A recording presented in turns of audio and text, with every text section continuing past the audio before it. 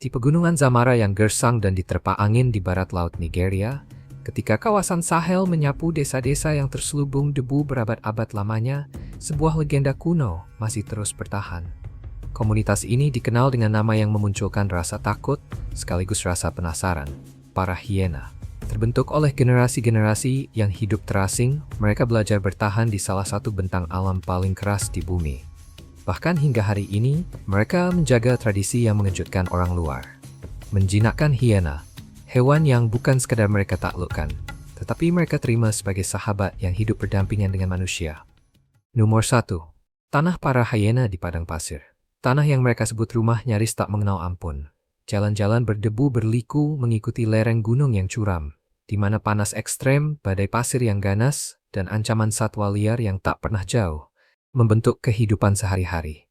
Namun medan keras ini menyimpan daya tarik yang aneh, tempat di mana hanya yang terkuat mampu bertahan, dan bertahan hidup itu sendiri menjadi tanda jati diri. Para peneliti lokal bercerita tentang malam-malam kering yang dihantam angin, ketika obor-obor yang berkelip masih bisa terlihat di lereng-lereng berbatu, menjadi tanda ritual yang tak pernah disaksikan orang luar. Pria dan perempuan dari komunitas ini memiliki pesona yang mencolok dan tidak biasa. Wajah mereka dibentuk oleh generasi-generasi keterasingan dan kemampuan beradaptasi dengan lingkungan yang tanpa belas kasihan. Namun, yang benar-benar membedakan mereka bukanlah penampilan, melainkan seberapa jauh mereka berani melangkah melampaui tanah kelahiran mereka. Mereka menempuh perjalanan melewati kota-kota kecil dan kota besar, mempertunjukkan aksi-aksi mistis serta rangkaian ritual untuk mencari nafkah. Selalu bepergian bersama hyena yang terikat rantai tebal, diperlakukan sebagai sahabat setia, bukan sekadar binatang buas.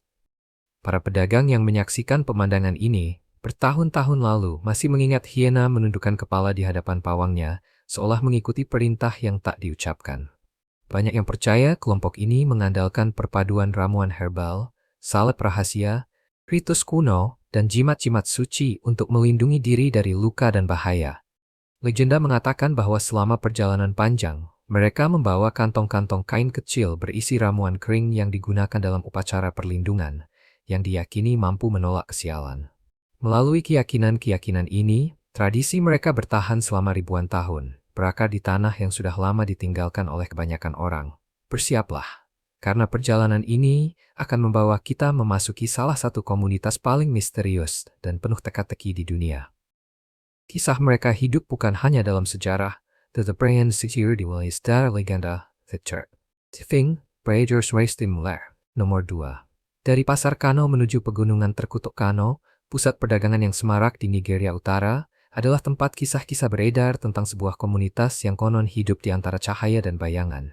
Di sini, pisik-pisik menyusuri pasar yang padat dan gang-gang tua, menceritakan tentang Gwangkura, manusia hyena. Dari jalan-jalan kota yang rapat dan sibuk, mereka berangkat menyusuri tepi Sahel, bergerak menuju Pegunungan Zamara, tempat tanah seperti terbelah oleh panas yang tak kenal henti, dan angin membawa aroma pasir yang terbakar. Suhu siang hari bisa naik melewati 45 derajat Celcius, sementara malam berubah begitu dingin hingga napas menjadi kabut pucat di kegelapan. Jalan-jalan berbatu yang sesak oleh debu melingkar di lereng gunung, mengarah ke desa-desa yang seakan membeku dalam waktu. Lingkungan di sana bukan hanya keras, tetapi juga seolah mengawasi, sunyi, tak terduga, dan terasa hidup. Hyena berkeliaran bebas, bersama ular berbisa dan kalajengking, seakan merekalah penguasa sejati tanah ini. Penyakit-penyakit kuno seperti malaria dan demam kuning masih mengintai tanpa terlihat, membuat bertahan hidup di sini selalu diliputi ketidakpastian. Penduduk setempat mengatakan bahwa pada malam-malam tertentu, lolongan hyena bergema tanpa henti di pegunungan, terdengar seperti suara dari alam lain. Gwangkura bukan hanya terasing, mereka ditakuti. Mereka dikenal sebagai penguasa ilmu sihir, penjaga ritual yang hanya sedikit orang berani menyaksikannya. Ketika mereka muncul di ruang publik, percakapan mendadak terhenti. Orang-orang menonton dalam diam, menjaga jarak. Para pria melangkah pelan, hyena menggeram di belakang rantai besi, ular melilit di tubuh mereka, dan monyet-monyet terlatih duduk tak bergerak, seolah menunggu perintah yang sunyi. Setiap gerakan terasa disengaja, penuh nuansa ritual, lebih seperti upacara daripada tontonan. Sebagian orang percaya bahwa sebelum perjalanan panjang, mereka membakar sejenis tanaman langka yang mengeluarkan asap tebal dan asing, sebuah ritus perlindungan yang tertutup bagi orang luar. Pada saat-saat seperti itu, menjadi mustahil untuk mengetahui di mana sisi kemanusiaan berakhir, di mana kegelapan bermula, dan di mana garis terakhir antara legenda dan kenyataan sebenarnya berada. Nomor 3. Manusia hiena Guangkura di bawah Zuma Rock. Orang Guangkura telah bertahan dalam kondisi yang begitu ekstrem, sampai-sampai bertahan hidup itu sendiri menjadi bagian dari legenda, ritual, dan serpihan ingatan kuno. Mereka tidak berasal dari satu tanah air saja, sebaliknya keberadaan mereka berpindah-pindah di berbagai wilayah Nigeria seperti bayangan yang bergerak di tepi Sahel, terlihat namun tak pernah benar-benar dipahami sepenuhnya. Zuma Rock, monolit menjulang di utara Abuja, berdiri di antara bumi dan langit seperti kekuatan yang hidup. Sering disebut sebagai gerbang menuju kota, batu raksasa ini juga dipercaya oleh komunitas adat setempat sebagai penjaga rahasia yang tak tersentuh oleh waktu. Legenda mengatakan bahwa saat matahari terbenam, ketika Zuma Rock melemparkan bayangannya ke seluruh lembah, arwah para leluhur masih melintas, diam-diam melindungi sesuatu yang terlarang dan tak terlihat. Suku Hina adalah bagian dari komunitas Hausa, sebuah budaya yang telah berkembang selama berabad-abad di tengah para pedagang, petani, dan pengrajin di Nigeria, serta wilayah-wilayah sekitarnya. Tradisi lisan adalah jantung identitas mereka. Kisah, musik, dan mitos yang diwariskan dengan suara pelan, seolah setiap kata dibawa dari zaman yang jauh. Dalam budaya ini, Guangkura hadir sebagai cabang kecil namun sangat kontroversial. Mereka berinteraksi dengan alam liar dengan cara yang jarang berani dicoba orang lain. Menjinakkan hiena, ular piton, dan babun berakar dari tradisi griot. Para pendongeng pengembara yang berpindah dari desa ke desa, membawa lagu dan ritual. Seiring waktu, sebagian griot mulai memasukkan hewan-hewan liar ke dalam pertunjukan mereka. Perlahan menghapus batas antara manusia dan binatang. Guangkura sepenuhnya menerima jalan ini dan membentuknya menjadi cara hidup mereka. Berkeliling dari desa ke desa, mereka datang dengan hiena yang terikat rantai, piton yang melilit tubuh mereka, dan babun yang siaga serta waspada. Para saksi mengingat bahwa sebelum setiap pertunjukan, mereka menandai kulit mereka dengan buk herbal dan membisikkan mantra dalam keheningan, seakan memanggil kekuatan yang tak akan pernah bisa dipahami oleh orang luar. Bagi orang asing, pemandangan itu terasa mengerikan. Namun bagi Guangkura, itu adalah tindakan keberanian, kesetaraan pada tradisi, dan ikatan hidup dengan alam lain, yang lebih gelap, lebih dalam, dan jauh melampaui apa yang bisa dilihat mata. Nomor 4. Para pria hiena dan istri mereka yang menjaga api tetap menyala.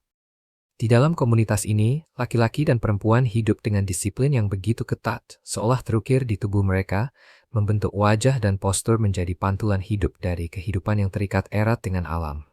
Para pria dari suku hiena memegang otoritas atas penjinakan hiena dan hewan liar lainnya. Mereka menjelajah ke negeri-negeri jauh, menahan panas, angin, debu, dan bahaya yang terus mengintai sampai tubuh mereka menjadi keras dan tangguh saat dipahat dari batu. Otot yang tegang, kulit yang menggelap oleh matahari, dan mata yang tajam serta siaga memberi mereka maskulinitas yang liar dan kuno, berakar pada ritual dan naluri. Mereka dipandang dengan kekaguman sekaligus ketakutan. Ketampanan mereka bukan sesuatu yang lembut, melainkan ditempa oleh kekuatan, maskulinitas yang tak terpisahkan dari hiena dan tradisi yang mereka jaga. Ada yang bercerita bahwa selama pelatihan, raungan hiena menggema sepanjang malam sementara para pria berdiri tanpa bergerak di hadapan mereka, seolah mengikuti ritual yang hanya diperuntukkan bagi mereka yang tak mengenal takut. Para perempuan Guangkura jarang tampil dalam pertunjukan di depan umum, namun merekalah jantung komunitas ini. Mereka menjaga ingatan kolektif, mewariskan kisah para leluhur, serta melindungi pengetahuan tentang tanaman obat dan ritus perlindungan. Kehidupan di tanah yang keras memberi mereka kecantikan yang kuat dan tahan banting, tubuh yang lincah dan wajah yang tampak tegar, namun menyimpan ketenangan yang sunyi, hampir misterius. Para tetua mengatakan bahwa para perempuan bertindak sebagai penjaga spiritual sebelum para pria berangkat dalam perjalanan berbahaya, melakukan ritual hening demi memastikan mereka kembali dengan selamat. Kehidupan keluarga Guangkura mengikuti struktur poligami dengan setiap istri menjalankan peran yang berbeda, sehingga rumah tangga dapat berfungsi sebagai satu kesatuan untuk bertahan hidup di lingkungan yang penuh ancaman. Namun bahkan di tengah tradisi yang ketat, cinta dan ketertarikan fisik tetap dijunjung tinggi. Pernikahan tidak ditentukan oleh keluarga saja, tetapi oleh karakter sang pria itu sendiri. Ia harus membuktikan kekuatan, keberanian, dan penguasaan atas hiena. Kualitas yang dipercaya dapat melindungi keluarganya dari dunia keras yang tak kenal ampun di sekeliling mereka. Nomor 5. Garis keturunan aneh dan rumah yang dihuni hiena. Asal-usul garis keturunan Guankura masih menggantung di antara penyelidikan ilmiah dan legenda kuno. Sebagian peneliti percaya bahwa beragam generasi yang hidup dalam keterasingan, dipadukan dengan adaptasi tanpa henti pada lingkungan yang kejam, telah membentuk ciri fisik yang khas. Tubuh mereka kuat namun tampak di tempat cuaca, daya tahan terhadap penyakit yang menonjol, serta kehadiran yang tenang tetapi berwibawa, jelas membedakan mereka dari komunitas tetangga. Cerita turun-temurun suku mengisahkan hal yang berbeda. Para tetua mengatakan bahwa darah Guankura diberkahi oleh roh para leluhur, memberi mereka ketahanan luar biasa dan kemampuan untuk mendekati hewan yang ditakuti orang lain. Menurut legenda, ritual kuno dahulu melibatkan pencampuran darah hiena dengan ramuan herbal untuk membuat jimat pelindung. Sebuah praktik yang hanya diperuntukkan bagi anggota komunitas yang dipilih dengan sangat hati-hati. Penjinakan hewan liar bukan sekadar simbol, melainkan sesuatu yang penting untuk bertahan hidup dalam kenyataan ekonomi yang keras. Di kota-kota seperti Kano, para pria Guankura dapat terlihat berjalan di jalanan dengan hiena dan makhluk liar lainnya yang ditahan dengan tali. Dan moncong mereka terkadang diikat untuk mencegah agresi mendadak. Pada malam hari, panggilan hiena bergema seperti tawa patah di dalam kegelapan, memunculkan aura yang meresahkan dimanapun mereka tinggal. Meski dikenal luas sebagai pemburu dan pemakan bangkai yang kejam, hiena telah menjadi bagian yang tak terpisahkan dari kehidupan sehari-hari Guankura. Mereka dibesarkan di dalam rumah tangga, berbagi ruang hidup, dan menjadi bagian dari struktur komunitas itu sendiri. Para saksi menggambarkan lampu minyak yang berkedip-kedip di dalam rumah tanah liat, dan cahayanya menampakkan hiena-hiena yang beristirahat dekat dinding, seperti penjaga sunyi yang melindungi keluarga. Hewan-hewan ini juga muncul dalam pertunjukan publik, mengundang kerumunan yang menonton dengan campuran rasa terpukau dan takut. Dalam pengobatan tradisional, bahkan air liur dan kotoran hiena dipercaya memiliki khasiat penyembuhan dan digunakan dalam ramuan rakyat. Bagi orang luar, cara hidup ini hampir mustahil dipahami. Namun bagi masyarakat Guankura, inilah fondasi untuk bertahan hidup. Benang terakhir yang menambatkan mereka di dunia yang dibentuk oleh bahaya, misteri, dan ketidakpastian. Nomor 6. Ritual mimpi dan pemanggilan roh hewan buas. Di dalam komunitas Guankura, ada keyakinan yang sunyi bahwa ikatan yang tak terlihat menghubungkan manusia dan hiena, ikatan yang hanya terungkap melalui mimpi. Sebelum perjalanan penting atau ritual sakral, segelintir orang terpilih memasuki apa yang dikenal sebagai tidur seremonial. Mereka berbaring di dalam tenda yang digelapkan, di mana api kecil berkelip lembut, naik dan turun seolah hidup. Keheningan ditegakkan dengan ketat, karena legenda mengatakan bahwa inilah saat roh-roh hewan liar berkeliaran di perkemahan, mendengarkan setiap napas dan gerakan. Guankura percaya bahwa mimpi-mimpi ini bukanlah ciptaan pikiran, melainkan pesan dari alam lain. Jika sebuah mimpi memperlihatkan bayangan hiena bermata dalam dan gelap, itu dianggap sebagai peringatan. Rencana harus diubah, keberangkatan ditunda, ritual ditangguhkan. Karena mereka percaya ada kekuatan kuno yang sedang mengamati dan menilai tindakan mereka. Para tetua berbisik tentang kisah mereka yang mengabaikan tanda seperti itu. Dalam satu cerita, seorang pria meremehkan sebuah mimpi, dan pada hari berikutnya, seekor hiena yang sebelumnya jinak berubah ganas, seakan rohnya terusik. Setelah mimpi ditafsirkan, ritual pemanggilan pun dimulai. Sebuah lingkaran digambar dengan abu dan tanah, dan di pusatnya sebuah tulang tua. Diwariskan dari generasi ke generasi, diletakkan dengan hati-hati. Mantra-mantra yang menyusul tidak diucapkan semata-mata dalam bahasa manusia, melainkan dalam suara seruan aneh yang serak dan dalam, seolah berasal dari sesuatu yang lebih tua daripada kata-kata. Guankura percaya bahwa ketika jampi-jampi ini mencapai roh sang hewan, hiena akan mendekat bukan dengan amarah, melainkan dengan kepatuhan dingin. Seakan sebuah perjanjian tersembunyi antara manusia dan hewan telah diperbarui, yang selamanya berada di luar pemahaman orang Thrusir. Nomor 7. Menjinakkan sang buas di ambang kematian. Untuk memahami rahasia mereka, kita perlu menyadari bahwa menjinakkan hiena bukanlah tindakan kekerasan, melainkan sebuah ritual yang dibangun dari kesabaran dan pemahaman mendalam terhadap naluri hewan. Guankura memulai proses ini ketika hiena masih kecil. merawat dan memberi makan mereka sambil perlahan membentuk ikatan antara manusia dan sang buas. Meski begitu, hyena tidak pernah kehilangan sifat liarnya dan reaksinya tetap sulit ditebak. Mengendalikan mereka berarti berjalan di garis tipis antara kuasa dan rasa hormat.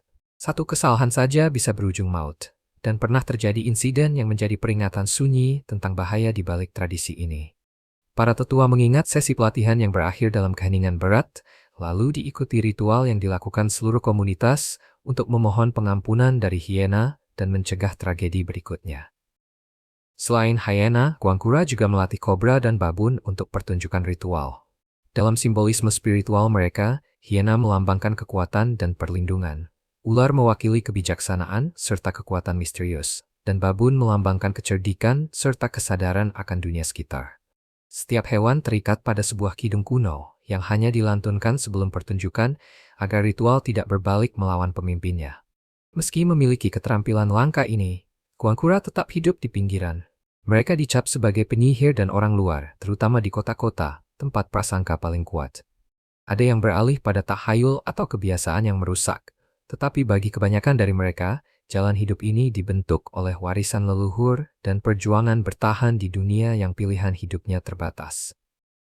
Sebelum menelusuri sisi yang lebih gelap dari kehidupan mereka, kita perlu mengamati rutinitas harian mereka, di mana tatanan komunal yang ketat berlaku, berjalan hampir sejajar dengan dunia yang kita kenal. Nomor 8. Bahasa rahasia malam dan isyarat untuk hyena. Di dalam komunitas Guangkura, diyakini bahwa kekuatan fisik saja tidak akan pernah bisa mengendalikan seekor hyena. Hanya sebuah bahasa rahasia yang diajarkan secara eksklusif melalui inisiasi ritual yang memiliki kuasa untuk menundukkan sang buas.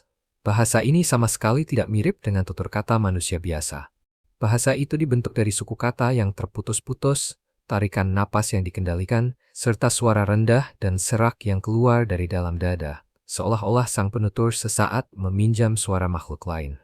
Saat pelatihan, sang pawang berdiri berhadapan dengan hyena, tidak melangkah terlalu cepat dan tidak memutus kontak mata, lalu melepaskan suara-suara itu sambil mengetuk tanah secara berirama dengan tongkat kayu. Guangkura percaya ketukan itu memanggil kembali roh hewan ke dalam ketenangan, mengingatkannya bahwa ia berdiri di hadapan penjaga yang telah dipilih. Beberapa isyarat nyaris tak terlihat, sedikit kemiringan kepala atau gerakan halus jari, namun hyena langsung berhenti, seakan ditahan oleh kekuatan yang tak kasat mata. Bagi orang luar, ini tampak seperti pelatihan biasa, tetapi bagi Guangkura, ini adalah ritual komunikasi antara dua dunia. Sang pawang harus menjaga suaranya tetap teguh, karena mereka percaya hyena dapat mencium rasa takut seperti aroma.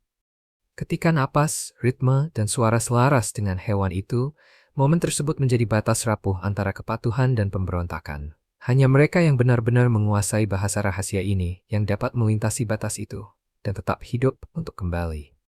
Nomor 9. Bayang-bayang voodoo di dunia hyena Nigeria. Misteri yang menyelimuti komunitas ini semakin kuat karena pengaruh ritual voodoo, sebuah sistem kepercayaan yang berasal dari wilayah tetangga seperti Benin dan Togo. Voodoo telah lama membentuk budaya-budaya di sepanjang Teluk Guinea, diwariskan dari generasi ke generasi, dan meninggalkan jejak spiritual yang dalam. Dalam praktik voodoo, ritual dipercaya mampu memengaruhi takdir, jiwa, dan kehidupan sehari-hari. Keberadaannya di dekat wilayah Guangkura memperkuat keyakinan bahwa para dukun dan penyihir di Nigeria terhubung dengan kekuatan besar yang tak terlihat. Walaupun Kristen dan Islam mendominasi Nigeria, kepercayaan asli Afrika tetap kuat di banyak komunitas. Tradisi-tradisi ini hidup berdampingan melalui ritual leluhur dan praktik spiritual seperti voodoo. Meski tidak tersebar luas, tradisi tersebut masih memiliki arti penting di daerah-daerah tertentu. Beberapa kelompok dipercaya menggabungkan ramuan, bahan-bahan pengobatan dan anestesi alami untuk membantu mengendalikan hewan liar. Bagi sebagian besar dunia, hyena adalah predator yang ditakuti. Namun, Guangkura telah menjadikan mereka bagian dari kehidupan sehari-hari, menantang anggapan umum tentang sifat puas mereka. Nomor 10. Jimat, ramuan oles, dan rasa takut akan kegelapan Guangkura mengenakan pakaian tradisional yang diyakini memiliki kekuatan perlindungan suci, sehingga mereka bisa mendekati dan menangani hyena tanpa terluka. Saat mereka tampil di jalanan Kano, pertunjukan ini bisa menghasilkan antara 20 hingga 50 dolar per penampilan, jumlah yang sangat berarti di salah satu wilayah termiskin di dunia. Ini menunjukkan bahwa praktik tersebut tidak murni bersifat ritual, tetapi juga menjadi kunci bagi kelangsungan hidup ekonomi mereka. Salah satu kepercayaan paling mengusik yang mengelilingi Guangkura berkaitan dengan jimat dan ramuan rahasia. Ramuan oles kuno dan ritual perlindungan konon mampu melindungi mereka dari gigitan serta serangan hewan liar. Walau tidak didukung sains, praktik-praktik ini tetap tertanam kuat dalam budaya mereka, mempertebal aura misteri, ketakutan, dan daya tarik yang menyelimuti kelompok tersebut. Akibatnya, di seluruh Nigeria dan negara-negara tetangga, banyak orang percaya bahwa Guangkura memiliki kekuatan gelap yang memungkinkan mereka menundukkan hiena. Kepercayaan ini tidak muncul begitu saja. Di wilayah ini, sihir kuno, mantra, dan praktik ritual telah terjalin dalam tradisi budaya selama berabad-abad, menjadi bagian yang tak terpisahkan dari kehidupan spiritual, serta membentuk komunitas memandang garis tipis antara rasa takut, Kokijab. Nomor 11. Ketika manusia menjadi bagian dari kawanan hyena, Nigeria adalah salah satu negara dengan keragaman etnis terbesar di bumi, rumah bagi lebih dari 250 komunitas, masing-masing dibentuk oleh tradisi dan keyakinannya sendiri. Di dalam lanskap budaya yang luas ini ada sebuah kelompok yang tetap sangat kontroversial, ditentukan oleh cara hidup yang diamati banyak orang dengan campuran rasa kagum dan takut. Jadi sekarang, kami ingin bertanya pada kamu. Apa pendapatmu tentang para pria dan perempuan yang mendedikasikan hidup mereka untuk hiena? Hidup seolah-olah mereka telah menyeberang ke dunia liar. Beranikah kamu memelihara hiena sebagai teman? Bagian mana dari kisah mereka yang paling menyentuhmu? Bagikan pikiranmu kepada kami. Tindakan sederhana itu membantu kami terus menghadirkan perjalanan-perjalanan aneh dan dunia-dunia yang belum dijelajahi setiap minggu. Kalau kamu bisa, jeda videonya di sini dan tinggalkan komentar. Tidak butuh biaya, artinya segalanya bagi perjalanan yang sedang kita jalani bersama. Terima kasih. Nomor 12. Makoko, Venesia dalam bayang-bayang di atas air. Seperti Makoko, permukiman-permukiman ini hidup di luar pengakuan resmi, membentuk pinggiran kota yang menjadi tempat berlindung sekaligus bahaya. Yang membuatnya terasa mengganggu bukanlah strukturnya, melainkan orang-orang yang tinggal di dalamnya. Geng bersenjata, para penyelundup, dan tak hayul yang mengakar kuat hidup berdampingan, menciptakan tempat-tempat di mana aturan nyaris tak berarti. Konon, begitu malam tiba, ada kanal-kanal tertentu yang tak pernah dilintasi, karena dipercaya menjadi milik mereka yang tak seorang pun berani hadapi. Para pria yang hidup di sepanjang air bergerak dengan sangat hati-hati, mengandalkan rasa takut yang melekat pada hiena mereka sebagai bentuk perlindungan dari ancaman yang mengintai di sekitar. Makoko, permukiman terapung terbesar di Afrika di Laguna Lagos, sering disebut sebagai Venesianya Afrika, namun kenyataannya jauh lebih gelap. Didirikan pada abad ke-19 oleh masyarakat Egan yang bermigrasi dari Benin, Makoko bermula sebagai desa nelayan sederhana. Seiring waktu, tempat ini menjadi simbol ketangguhan sekaligus keterabaian, bukti bahwa manusia bisa bertahan tanpa dukungan pemerintah, namun juga cermin keras dari kemiskinan dan penderitaan. Kehidupan berlangsung di atas perairan yang tercemar dan stagnan, di mana rumah-rumah kayu dan seng bergelombang berdiri di atas tiang-tiang bambu, bergoyang mengikuti angin dan pasang surut. Ekonomi lokal bergantung pada perikanan, skala kecil, dan perdagangan, dengan kano kayu yang juga berfungsi sebagai lapak pasar terapung. Sebagian orang berkata bahwa pada pagi buta, saat kabut masih menggantung di atas laguna, suara dayung yang menghantam badan kano menggema dalam keheningan. Pengingat bahwa Makoko hidup di luar irama dunia modern. Nomor 13. Seberapa berbahaya Nigeria sebenarnya? Satu hal penting yang harus diingat siapapun yang tertarik pada negeri yang kerap dikaitkan dengan hyena adalah soal keselamatan. Situasi keamanan Nigeria sangat berbeda-beda di setiap wilayah. Kota-kota besar seperti Kano atau Lagos umumnya dianggap lebih aman bagi wisatawan, sementara daerah lain menghadapi tantangan yang jauh lebih serius terkait ketertiban dan keamanan. Menurut Indeks Perdamaian Global tahun 2023, Nigeria berada di peringkat 138 dari 163 negara, yang mencerminkan tingkat risiko yang cukup tinggi.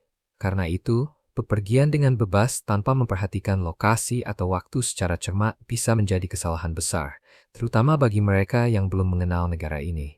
Di tengah lanskap yang rumit ini, ada satu kawasan yang sering dianggap sangat berbahaya. Makoko, yang juga dikenal sebagai zona terapung. Konon, Anggota Guangkura terkadang mencari perlindungan sementara di sini, bergerak seperti sosok bayangan melalui kanal-kanal gelap dan pasar-pasar darurat yang berada di luar kendali pemerintah. Di komunitas sungai seperti ini, mereka muncul dengan hiena yang terikat rantai. Hewan-hewan itu berdiri dengan tenang, anehnya patuh. Hiena-hiena ini bukan sekadar teman atau alat untuk pertunjukan, melainkan simbol kekuatan leluhur. Kekuatan yang memunculkan rasa takut, misteri, dan efek mengusik bagi siapa yang cenderung surut. Nomor 14. Kekacauan hukum Makoko dan jejak terakhir sang hiena. Makoko berada dalam kondisi abu-abu hukum yang rapuh. Pemerintah Nigeria tidak secara resmi mengakui permukiman ini, sehingga sekitar 250.000 penduduknya hidup tanpa banyak hak dasar.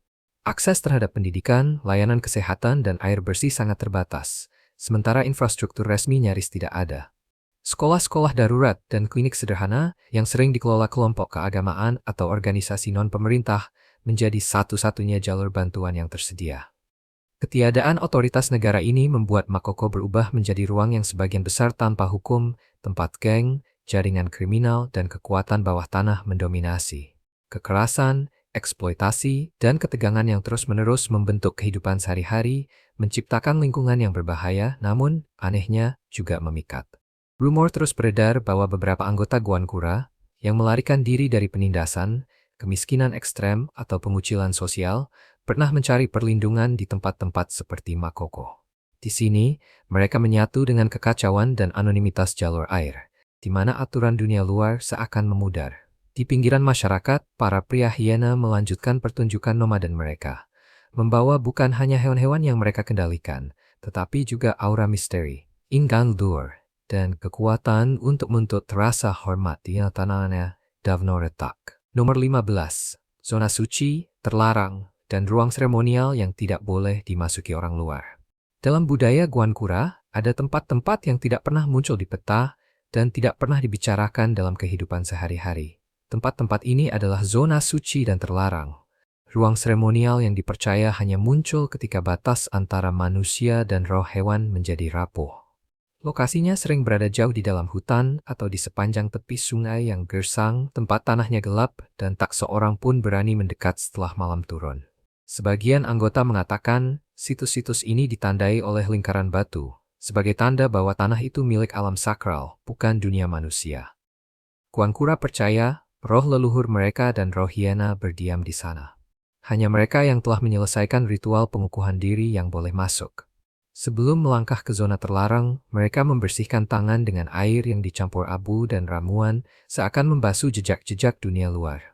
Para tetua bercerita tentang seorang pendatang yang pernah masuk tanpa izin, lalu dipaksa pergi dalam keadaan pusing dan terasa berat, seolah ada kekuatan tak terlihat yang menariknya ke tanah. Kisah-kisah seperti ini menjadi peringatan, menguatkan batas spiritual yang tidak boleh dilanggar. Di dalam zona ini, ritual penyembuhan dilakukan setelah kecelakaan, insiden hiena yang ganas, atau mimpi buruk yang berulang. Guangkura percaya jiwa manusia harus dipulihkan ke keseimbangan atau ketidakstabilan akan merambat kepada hewan-hewan juga. Pada kesempatan yang sangat jarang, ritual ini juga dilakukan untuk para pemburu yang kembali dari perjalanan panjang agar roh mereka benar-benar kembali sepenuhnya ke dalam komunitas. Di sini tidak ada tawa, tidak ada obrolan kosong, hanya langkah kaki yang pelan, doa-doa yang khidmat, dan mata yang dipenuhi rasa hormat. Bagi Guangkura, zona terlarang lebih dari sekadar tempat. Ini adalah bukti bahwa sebagian rahasia tidak pantas menjadi milik dunia luar, dan sebagian batas hanya boleh dilewati oleh mereka yang membawa spirit suku.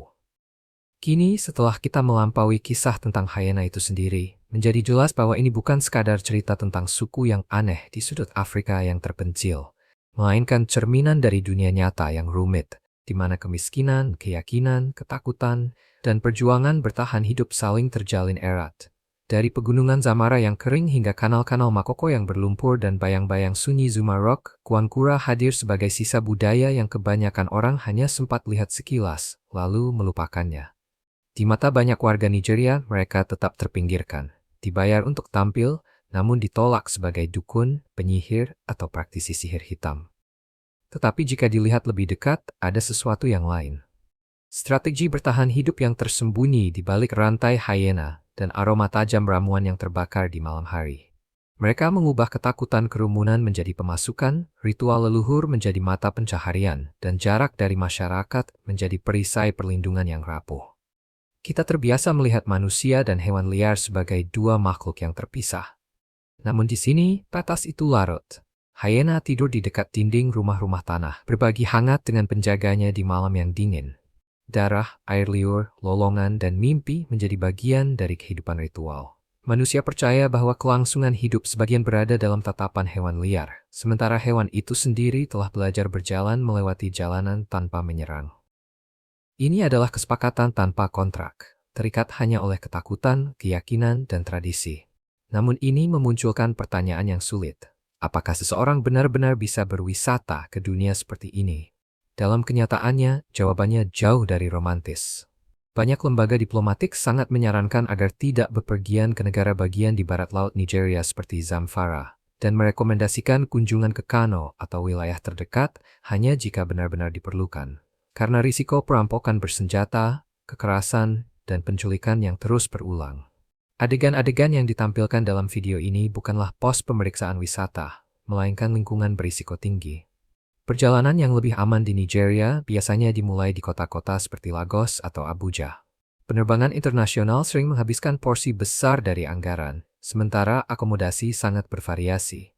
Dari penginapan hemat yang berbiaya beberapa puluh dolar per malam, hingga hotel kelas menengah yang bisa mencapai lebih dari $100, tergantung lokasi dan musim. Bagi pelancong beranggaran hemat, pengeluaran harian untuk makanan, transportasi, dan aktivitas dasar bisa berada di kisaran $30 hingga $50. Sementara anggaran yang lebih nyaman dapat naik menjadi $80 hingga $150 per hari. Transportasi mengandalkan taksi, layanan pemesanan kendaraan, dan angkutan umum. Tetapi menyewa sopir pribadi akan meningkatkan biaya secara signifikan. Beberapa biaya penting tidak pernah muncul di struk pembayaran, tetapi menjadi bagian dari persiapan, asuransi perjalanan yang menyeluruh, perlindungan medis, dan pemantauan rutin terhadap imbauan keamanan. Dan satu aturan krusial tetap berlaku. Seberapapun petualang Anda, pegunungan kering para pria hyena, atau sudut gelap, Makoko bukanlah tempat yang aman untuk dijelajahi sendirian. Ini bukan tur safari atau desa budaya yang dibuat khusus untuk pengunjung. Jika akses tidak dapat dihindari, bepergianlah hanya dengan agen lokal yang bereputasi baik. Hindari bergerak pada malam hari, batasi barang berharga, hormati komunitas setempat, dan jangan pernah mencoba mendekati hyena. Urus visa yang tepat, ikuti panduan vaksinasi, berpakaianlah sopan, dan selalu minta izin sebelum merekam atau memotret. Nigeria, rumah bagi lebih dari 250 komunitas yang beragam, adalah labirin budaya, dan Kwankura hanyalah satu fragmen yang menghantui dari keseluruhan itu. Mereka menyentuh ketakutan terdalam kita tentang hewan liar, sihir, dan hal-hal yang tak dikenal. Mungkin pilihan yang lebih bijak bukanlah mengejar dunia-dunia ini, melainkan mengamati dari jauh, mendengarkan dengan saksama, dan bertanya, berapa banyak komunitas lain yang hidup melampaui tepi peta wisata. Ketika obor-obor seremonial meredup di hutan, ketika tangisan hyena larut bersama ombak yang menghantam tiang-tiang kayu Makoko, dan ketika bayang-bayang di bawah Zuma Rock menjadi sunyi, Kwankura tetap menjalani hidup mereka seperti yang telah mereka lakukan selama bergenerasi-generasi, tanpa peduli pada tatapan dunia. Dan setelah perjalanan ini, Anda mungkin tidak akan pernah memandang hyena. Atsiug Maftarun Jeria. Omri Shimauk. Saya harap kamu menikmati video hari ini. Jika iya, jangan lupa klik tombol suka dan berlangganan channel ini agar tidak ketinggalan video-video seru berikutnya. Dukunganmu membantu kami terus membuat konten yang lebih baik lagi. Pastikan kamu menonton video berikutnya yang muncul di layar. Saya yakin kamu akan menyukainya. Jangan lupa tinggalkan komentar tentang negara mana yang ingin kamu lihat kami jelajahi selanjutnya. Terima kasih banyak sudah menonton, dan sampai jumpa di video berikutnya.